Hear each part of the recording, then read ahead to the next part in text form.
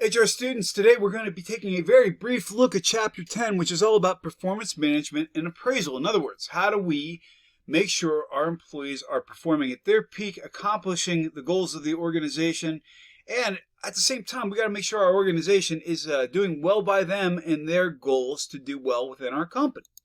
So let's get in. What are our learning objectives for this? Well, we're going to be talking about why this is necessary, what some of the key types of performance information are, and what the different uses of performance evaluations are in the first place. We're also going to be talking about advantages and disadvantages of different approaches and the ways that people make mistakes when they are evaluating performance.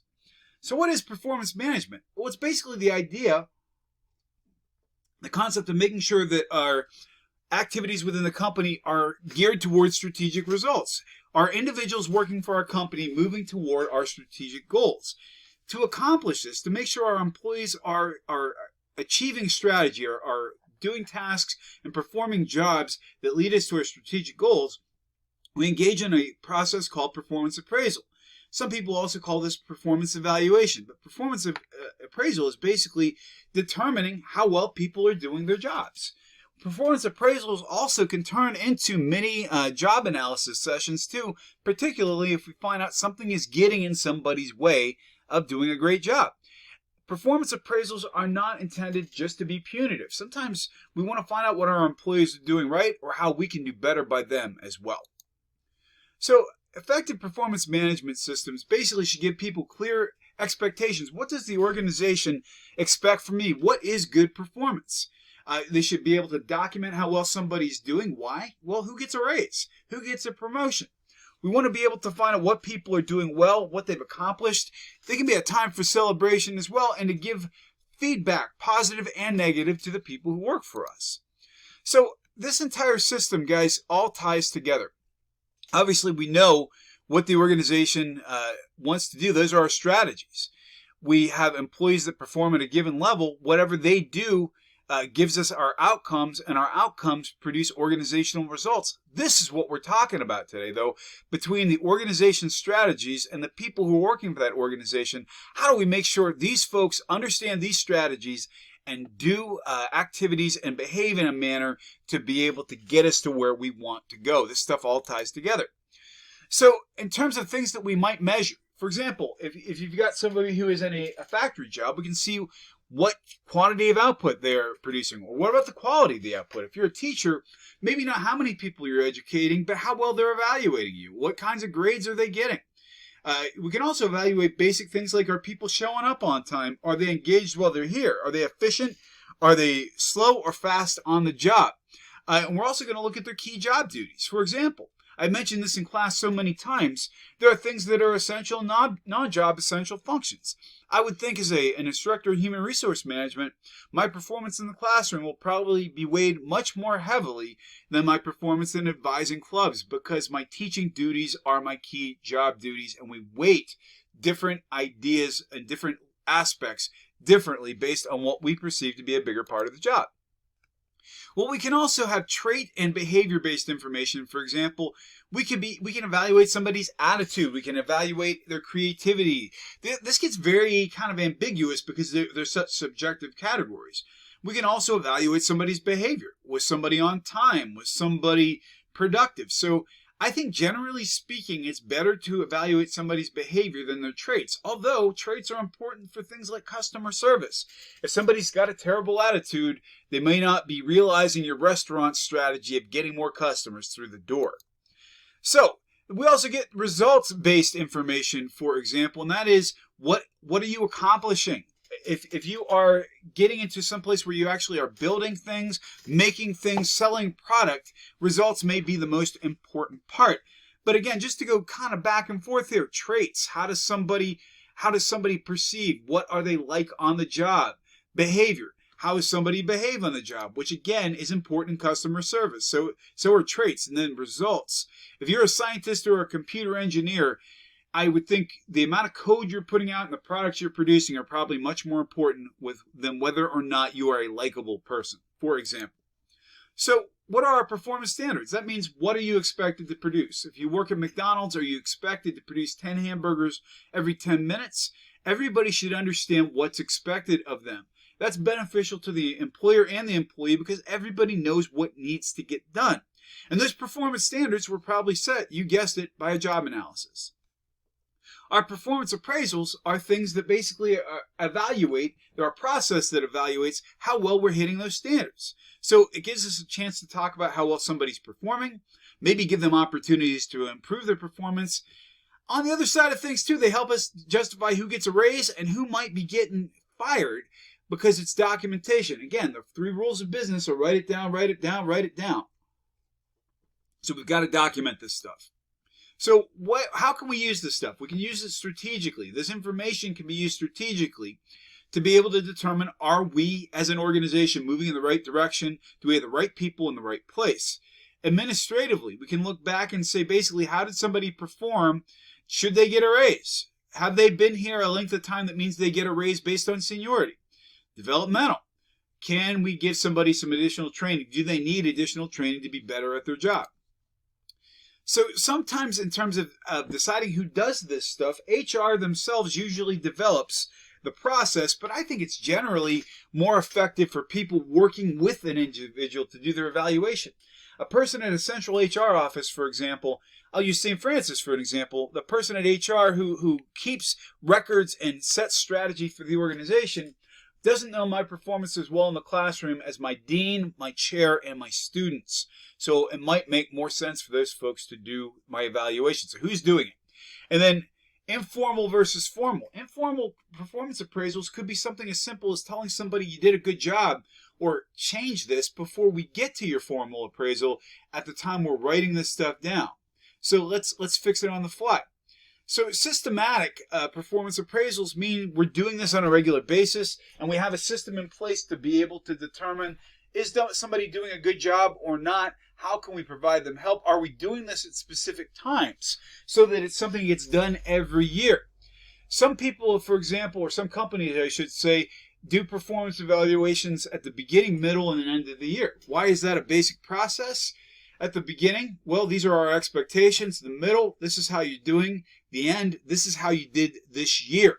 And so again, more frequent is generally better, I think. And I think they have to be consequential. They have to lead to something. Performance management needs to lead to raises. It needs to lead to promotions. Or on the other end, needs to lead to discipline or development. So again, when are you going to do those things and how frequently? And who's going to provide input? For example, you guys as my students give me an evaluation in the form of my idea evaluation every year. So students evaluate me, my chair evaluates me, and my dean evaluates me. So multiple people might be evaluating you. All of these are scenarios. For example, supervisors, it's very common to rate the people who work for you. Sometimes the people who work for you, your subordinates, rate you. People can rate each other, particularly if you're looking in teams. We get to rate ourselves, and sometimes even outside sources will come in and rate us as well to get an outside perspective. I think it's good sometimes to combine methods. For example, when I do my performance evaluation with my dean every year, I get to evaluate my own performance as well, so there's perspective on it. When we combine this stuff into one big package, it's very common, you'll hear this in the working world, 360-degree feedback. And this means that we got one person who gets evaluated by all these folks. It can be very stressful, it can take a lot of time, but it can be very useful because somebody who sees themselves, for example, as a great manager, may not be as in touch with their employees as they think they are. In fact, most managers, according to a lot of research, really don't realize the impact some of their behavior does have on their subordinates. So this can be a useful kind of approach. There's several different ways we can rate people. For example, we can use what we refer as a graphic rating scale, and that means, for example, we can set up criteria. For example, output of work, attitude, creativity, and rate people on a 1 to 5 scale. For example, just make it numerical. That's a graphic rating scale. We score people on specific criteria based on a numerical score. And so examples on this can be, however, it can be very difficult to really make a decision. What's the difference between meet standards and outstanding? And also, people have a bias to grade people right in the middle. So if we have a 1 to 5 scale, for example, you'll get a lot of 3s. It means you're neither good nor bad. So that can be a bias as well. Then we can get into what we refer to as a behaviorally anchored rating scale, a bar scale, which means we do something very similar to a standard graphic rating scale, but we tie the numbers to specific traits. So, for example, instead of just a 1 to 5 on somebody's ability to serve customers, for example, 1 to 5, we would say that a 1 is unsatisfactory, a 5 is outstanding. So the difference being between a standard graphic rating scale and specifically a behaviorally anchored rating scale is that we're tying the numbers to specific criteria. We can also rank people. For example, we can say that we're going to have 10 salespeople and we're going to rank you through 1 through 10, and 1 through 5, you get this much of a raise. 5 through 8, you get this much of a raise. 9 and 10, you get nothing.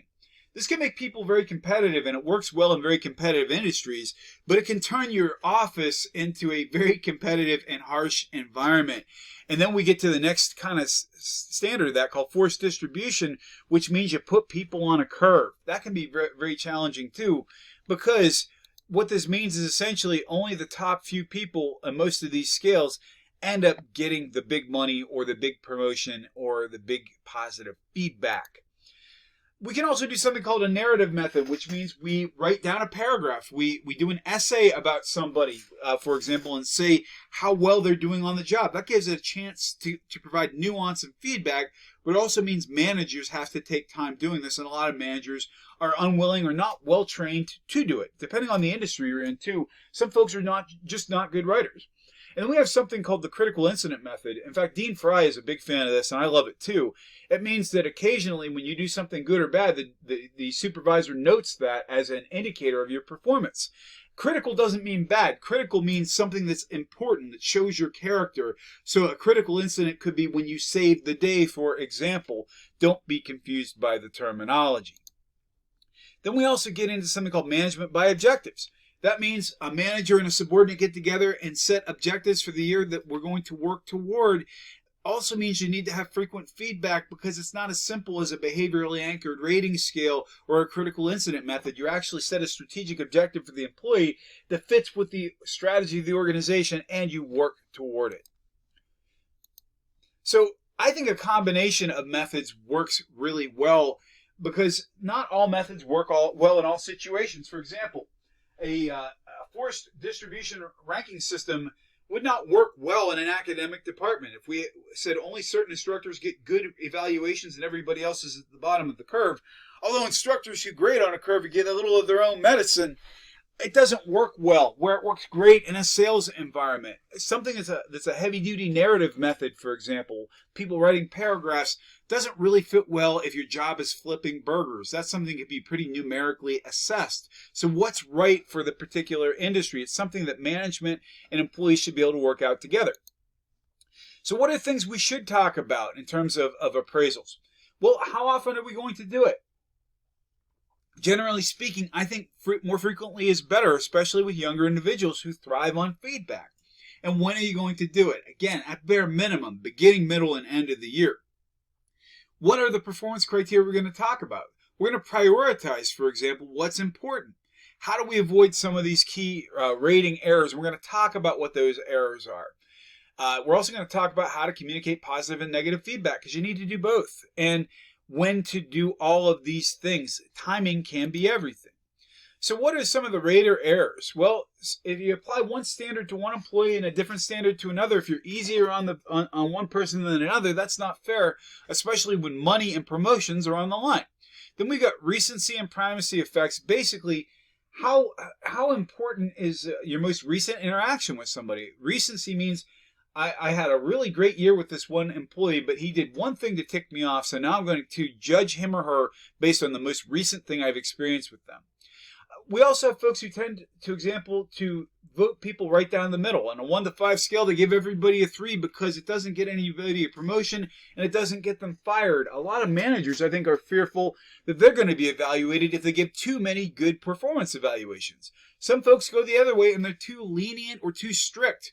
So training people to be good evaluators. What about rater bias, for example?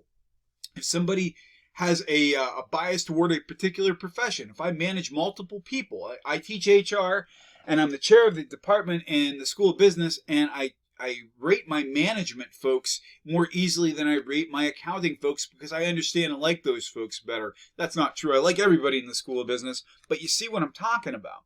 Then we have the halo and horn effects. And again, that is once somebody does one thing right or wrong for all of time, we judge them either with a halo or horns. That's very similar to the recency effect as well. Then we have the contrast or similar to me and different than me errors, meaning that we judge people more favorably when they're more like us. And then a sampling error. If we go back to the critical incident method, if I only see a person one time this year and it's the day they mess up, I may be unfairly judging the rest of their work. So all of this stuff applies into greater errors. So by the time we get down to talking with our employees, there should be a clear idea of process. People should understand how the process works. Employees should not be surprised. I think that it's good if you're having to talk about somebody's poor performance, provide evidence. Make sure that you're giving them productive feedback. Unless your only plan is to fire them, tell them how they can fix what you're telling them they're doing wrong. I think it can also come down to the idea that if we have clarity, if we have understanding, even if we don't necessarily agree, if somebody can be upset about getting a bad evaluation, if you give them a path forward, you can harness that energy into improvement. We get better sometimes when we are a little upset. So what are things that we should do? If you're the person who's doing the appraiser, make sure you check in before you sit down for an interview with somebody, that you've actually done your homework, you've checked out their performance, you've given a good and well-rounded review of this person's performance. Focus on objective performance, meaning the things you can actually control, less about somebody's attitude and more about objective things you can talk about. Give specific feedback. What can you do to fix the problems that you have?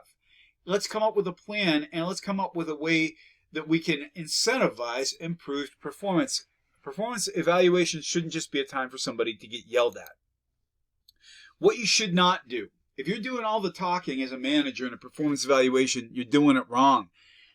Saying berating or lecturing somebody isn't productive. It might make you feel better if you've had to deal with somebody who's not productive all year, but it's not fixing their performance. You also can't just focus on the negative. Even the worst employees, it seems, have good traits as well. So try to give productive feedback as well and focus on things that people have done good. I think a lot of us default to something we call the compliment sandwich, which means we tend to lead with something good, we discuss the negative stuff in the middle, and then we lead with something positive at the end. I'm not saying that you shouldn't do that. I'm saying sometimes that softens the blow too much where people have a false sense that they're performing better than they are. Don't always think that you have to agree. The employee doesn't have to agree with your assessment. They have the right to disagree, sometimes even in writing, depending on the environment you're in. For example, if I get a performance evaluation, I'm permitted to disagree with it and to provide feedback why I think my supervisor was wrong.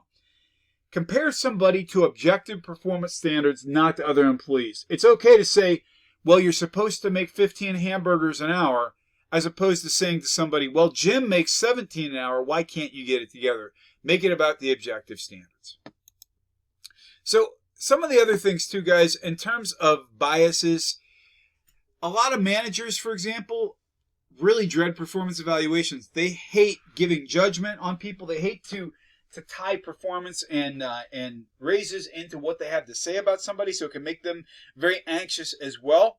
And sometimes managers don't want to deal with confrontation either. So we've got to train managers how to be better evaluators. And employees usually see this process as an opportunity to get yelled at or punished. So we need to reestablish that process as productive in their minds as well.